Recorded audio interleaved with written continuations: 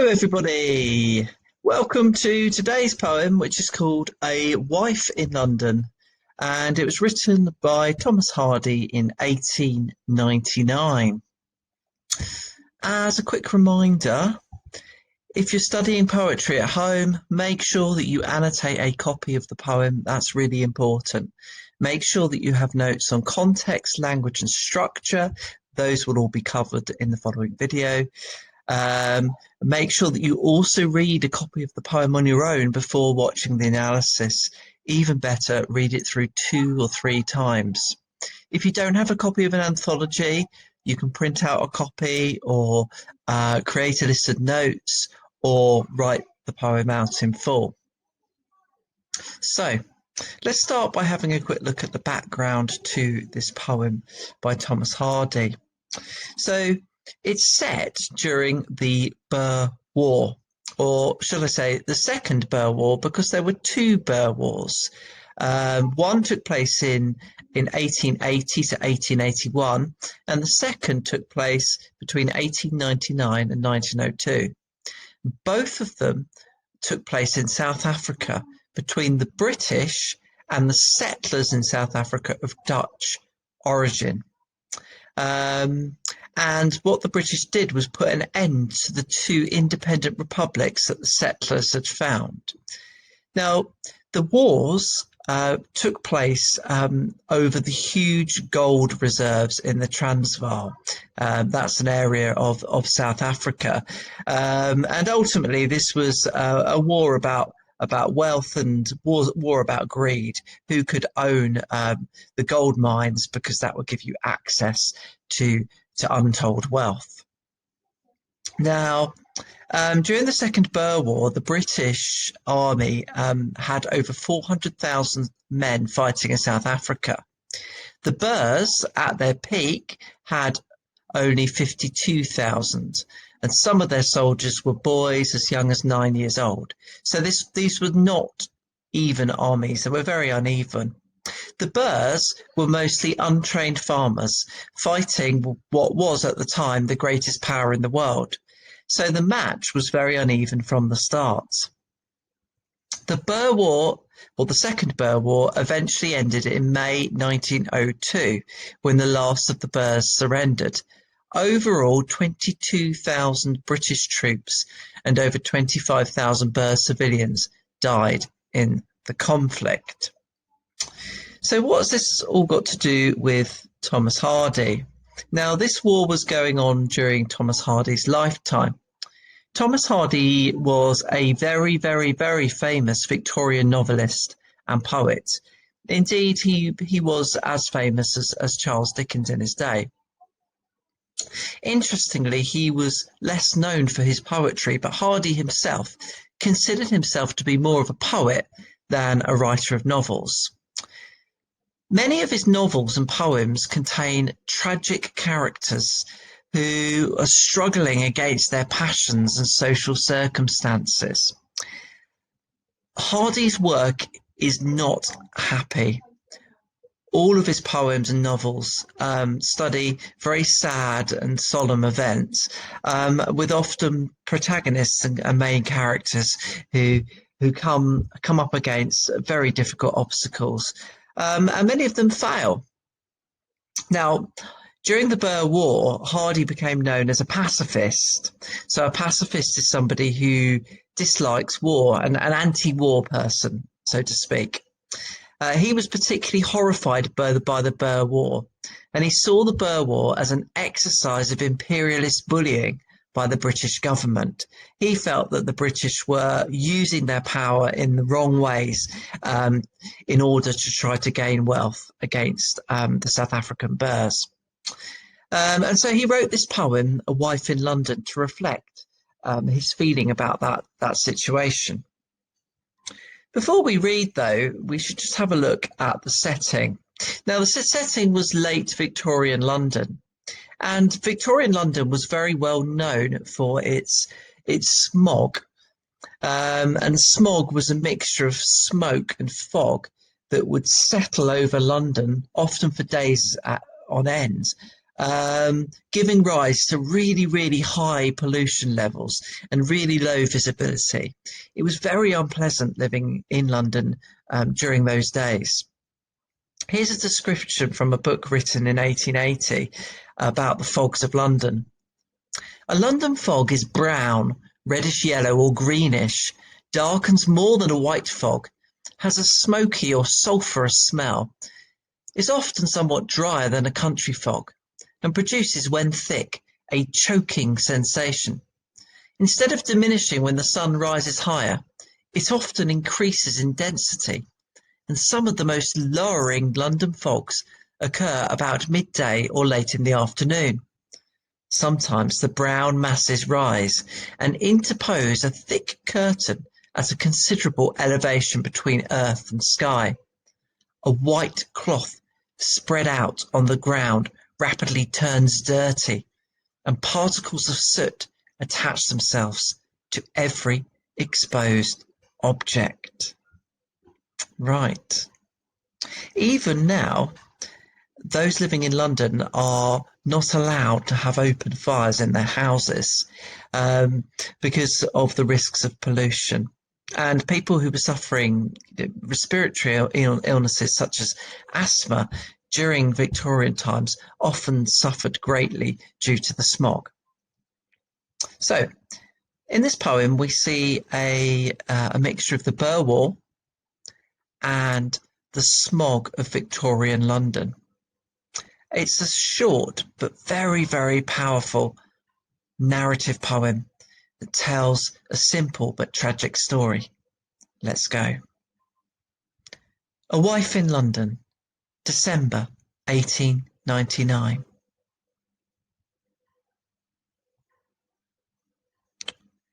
One, the tragedy.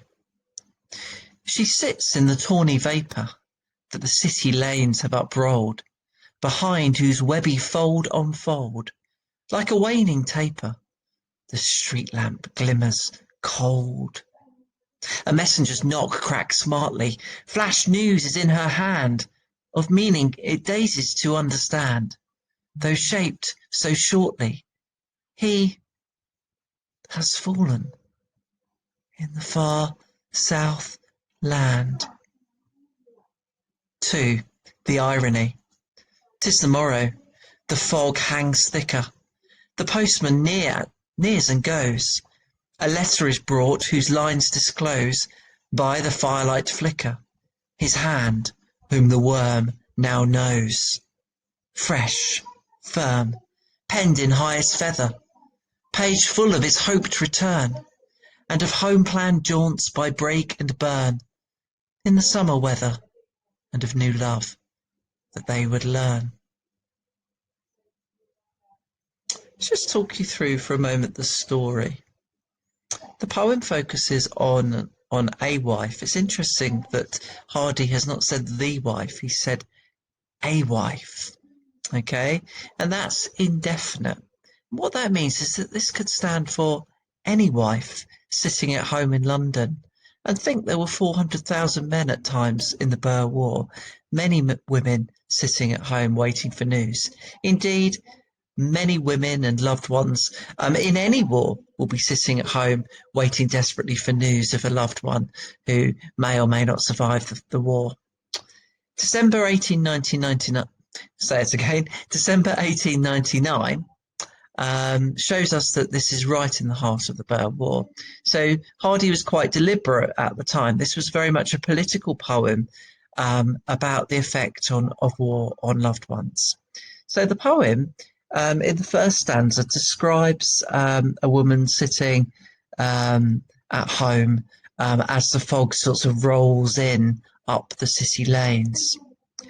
In the second stanza, a messenger knocks sharply and news is flashed into her hand. Now, this would be a telegram, and crucially, a telegram would be sent.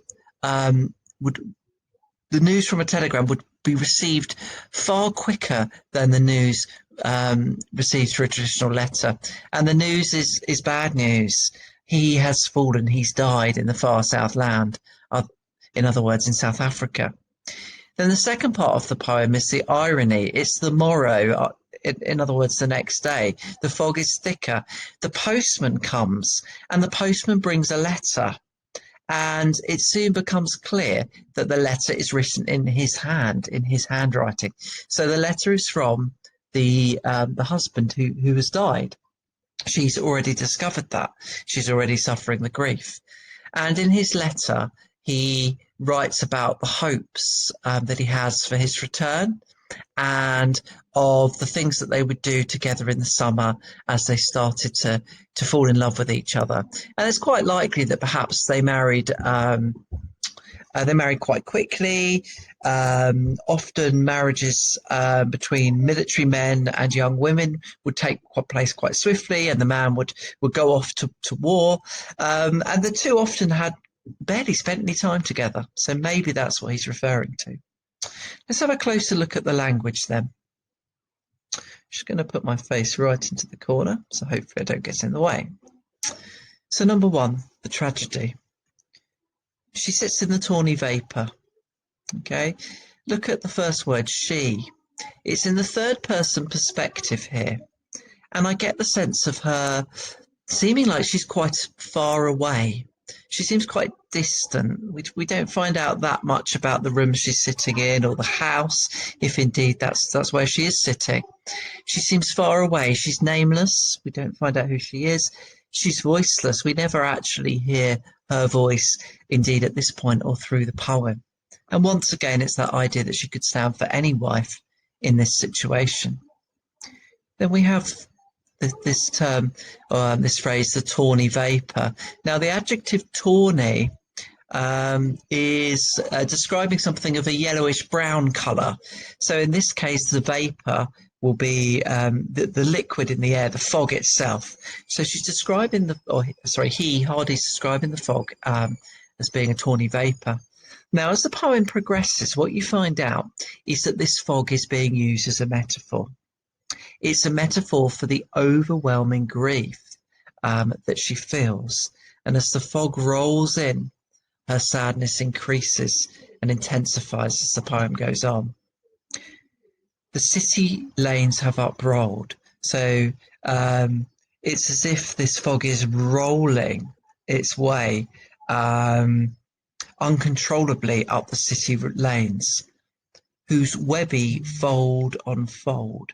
It's almost like this fog is like a blanket, a piece of material being folded layer on layer on layer as it comes in. But I really like that adjective webby that Hardy's used.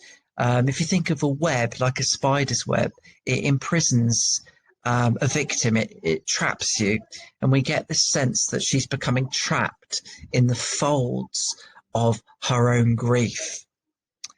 Now, then we move on to this simile.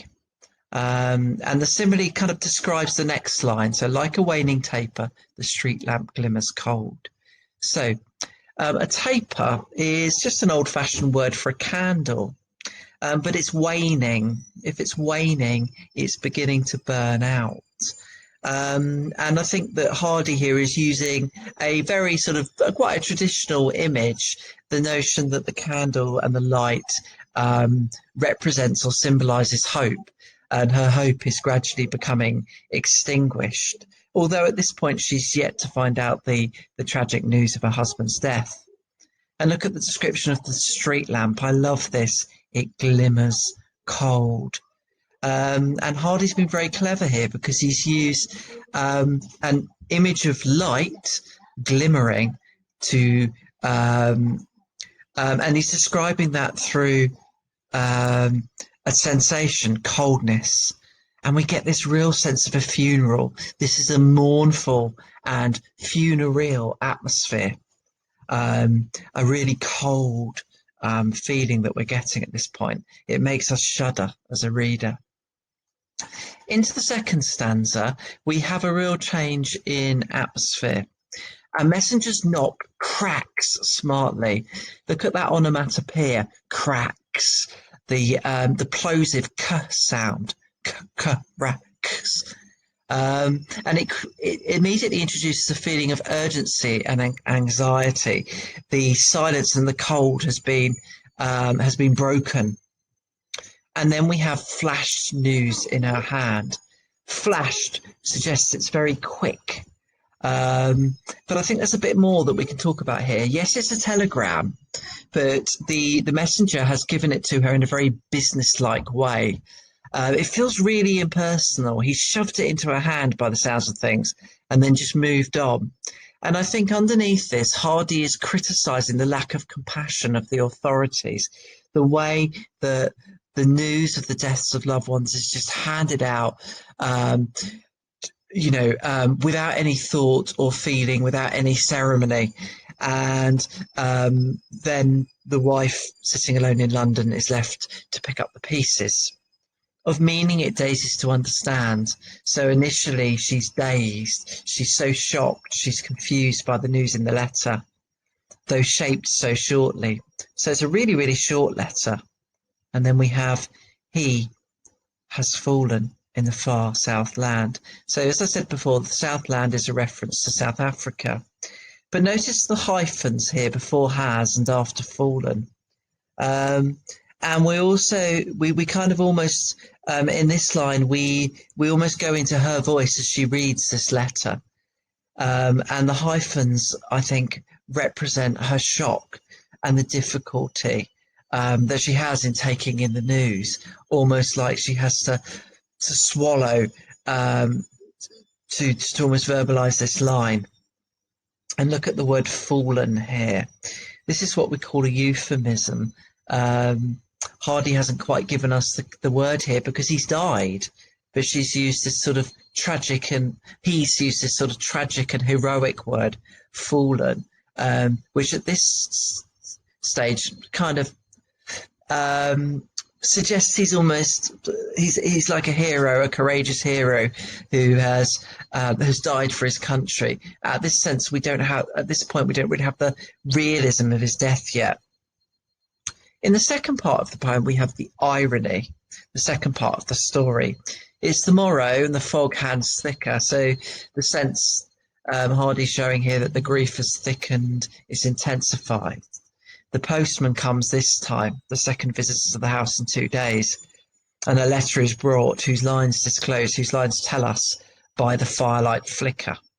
Now, the firelight flicker is an interesting image, I think.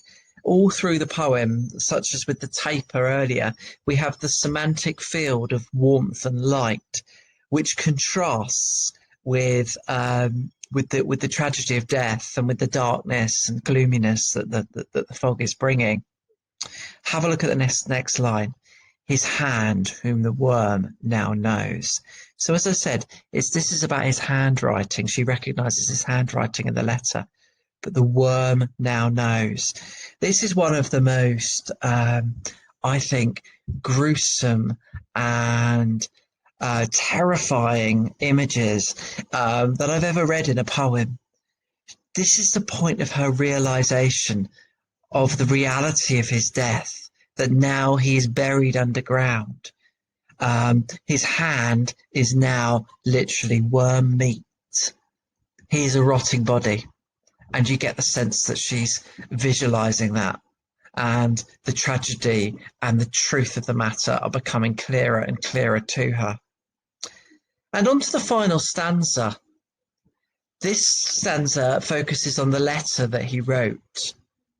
Okay, these first two adjectives, fresh and firm, note the alliteration of the F here, and the fact that they're monosyllabic, one syllable, short. They give us a sense of his vitality. Okay, the life that was in him only a couple of weeks ago when he was writing the letters. His youthful enthusiasm, his writing is fresh and excited. He's held the pen firmly in his hand when he was writing. A suggestion again of the excitement and how sure he was, his certainty when he was writing. But underneath this, the tragic irony. This is all destroyed. his life is gone.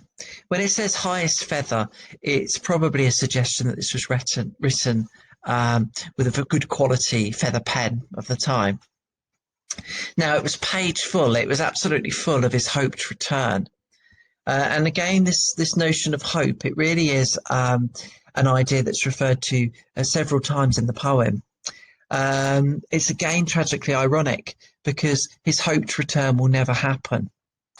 And the next line talks of home planned jaunts of break and burn. A jaunt is like a little trip away, a sort of cheerful, joyful, happy, fun trip. Break and burn are really old-fashioned words to describe woods and rivers.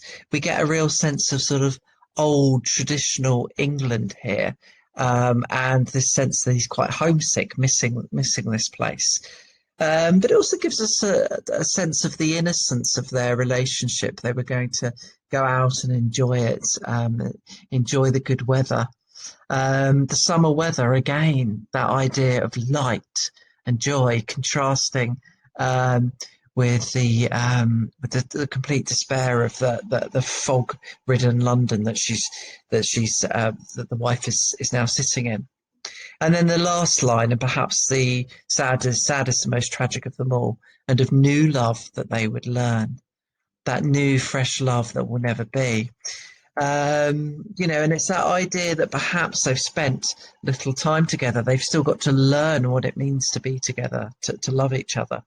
And that will never happen. That's gone. And she has to sit there lonely in her London home, picking up the pieces. So, a real tragic poem, and I think that it's made even more tragic by the fact that she receives the letter, the day after she hears of her husband's death, and the letter is so full of life, ironically and tragically. So, not a happy poem for you. Let's just finish off by looking at the structure before summarising the main ideas. So as you can see, Hardy tells this as a two-part story, the tragedy following the irony. And the clever thing is that the letter, of course, follows the telegram, which, of course, creates that extra sense of tragedy and sadness. There's also a clear rhyme scheme to the poem. So it's an A-B-B-A-B rhyme scheme. Let me just take you back. So if you have a look here in the last stanza, you'll see this in the first three stanzas as well. Feather rhymes with weather, and then return, burn, learn. So it's A, B, B, B. And that's your structure of the poem. A regular rhyme scheme that continues all the way through. And a lot of Hardy's poems were rhyming, but he often rhymed in a very cynical way. Whereas a simple rhyme like this might be usually the stuff of a nursery rhyme or a simple, a poem for a child. Here, there's a real sense that the rhyming is leading towards something. And in this case, it's a sort of inevitable tragedy, the inevitable tragedy that this young love has been torn apart by the cruelty and senselessness of war. The poem is written in the third person, and the she of the poem, the wife, is any wife. And of course, it's written in the present tense. It's happening now. It's happening now. And we get the sense of the fog unfolding around us, but we also get the sense of the whole story itself happening in the now. And indeed, when Hardy wrote that in 1899 and published the poem, there would have been people at home sitting in exactly the same situation, waiting for news or having heard news of loved ones fighting for their country abroad. So finally, just the key ideas. Hardy very cleverly in this poem makes human emotions be mirrored in nature. And you've studied it before, but this is the idea of pathetic fallacy. So the grief is mirrored by the unfolding fog that intensifies as the poem goes on. It's a poem about the terrible impact of war, not just on the soldiers themselves, but of their family, on their families and loved ones. And it's a poem that employs lots and lots of contrasts. The contrast between the life and the death, between light and dark, between hope and despair, which means the loss of hope. It is an anti-war poem, finally, and it highlights how the government lacks compassion for victims. And I think it's no wonder that she sits alone, having to deal with her own grief. And both the messenger and the postman seem to perform their jobs without any kind of compassion for her, a reflection of the lack of compassion that the government shows for the victims of war and the loved ones of the victims. Okay, so a very sad poem, but I hope you've enjoyed the video. Goodbye.